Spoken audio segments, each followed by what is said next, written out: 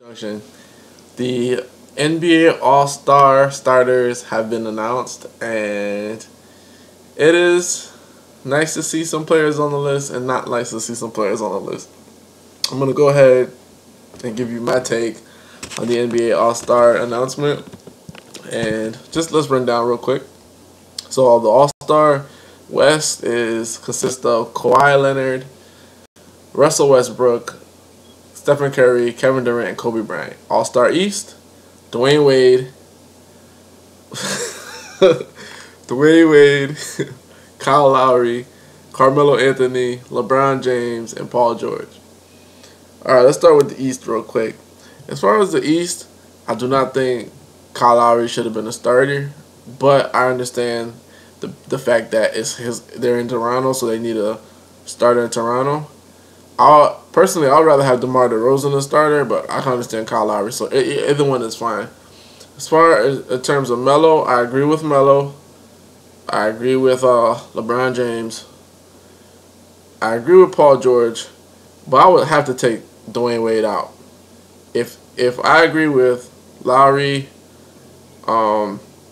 even with Lowry, I could even have John Wall be his replacement. So if I have to have that like that, then what I would do is I would definitely take Dwayne Wade out and put Andre Drummond in there. Andre Drummond had to be in there. I mean, that was a big faux pas. Whoever tallied the votes or whoever voted. If you voted and you didn't vote for Andre Drummond or any other big man in the East, I'm disgusted with you. Anyway, and for the West, I agree with Kawhi Leonard. I agree with Russell Westbrook. I agree with Stephen Curry. I agree with Kobe. Only thing for me, Durant, I love Durant, but I feel like there's so many small forwards and guards there. I wouldn't have them there. The sad thing about both of these selections, there's no true center and no real power forward. So we're just watching a game that is watered down because we don't have the best at every position. I mean, when you think about it, in the West, DeMarcus Cousins could have been starting. Marc Gasol could have been starting. Draymond Green could have even been starting, but so they put Kevin Durant there. I disagree with that. And I love Kevin Durant. I love him a lot. But you can't take out Kobe. So if you can't take out Kobe, I mean, put a big man in there. Same thing with the East. Put a big man in there. Hassan Whiteside has been having a great year. Andre Drummond has been having an even better year. And for him not to make it, it's really disheartening. But part of that goes to how the league is switching their whole plan and everybody's going small. But I also have to blame it on the big man in the NBA.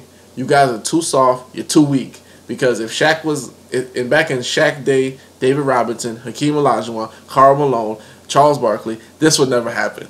This would never happen because those big guys, they would have their hands on the ball. They would call for the ball. If you didn't throw the ball, they'll be punching you in the timeout. They'll be shaking you down. They'll say, you don't throw me the ball, I'm beat the hell out of you.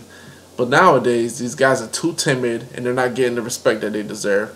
I like the All-Star selection a lot for the West because they pretty much kind of got it right, besides Kevin Durant, in my opinion, because Russell Westbrook has been having a better season for me than Kevin Durant. And in the East, they got it all wrong, not putting Drummond in there, and not having a true big man. Both of them just messed up by not having a big man in there. I mean, who's going to rebound? Who's going to post up? Nobody. Everybody's going to be on the perimeter. So I guess that's the way the game is going. I blame the fans for this. You know, it is a fan vote. I blame the fans for this somewhat. But 50% of the blame has to go on the big man today because they're not demanding that respect. I mean, DeMarcus Cousins, he's a great player. Andre Drummond, he's a great player. But there's not enough great big men in the NBA right now where they garner respect to get great votes. And that's sad. That's very sad. Because when you think about it, back in Shaq's day, you know, Shaq, Tim Duncan, David Robertson, Hakeem Olajuwon, I could keep Alonzo Mourning, just great big men that, you know, they always got to Arvydas Sabonis. I mean, Rasheed Wallace, just great big men that always got those votes. And now today, none of the big men aren't getting any respect. And I feel like the NBA failed the fans and the big men. They failed the fans and the NBA because they're not playing up to par, because they're not getting any votes. They're not garnering any of that respect. So until somebody goes down the middle of the lane like Shaq used to do, stay there for like 2 seconds to say, throw me the damn ball. This is going to continue to happen. We're going to continue to watch basketball that lacks big men. And I know it's just an exhibition game and fans want to see this and fans want to see that. But at the end of the day, what we're doing is we're teaching kids that the only way to play basketball is to be on the perimeter shooting and dribbling all the time, when that's really not the case. I mean, some of the greatest players, the greatest players, Hakeem Olajuwon, Wilt Chamberlain, Bill Russell, and Kareem Abdul-Jabbar, 6 rings, have been big men. So we got to bring that back, man. We got to bring that back. There must be a renaissance.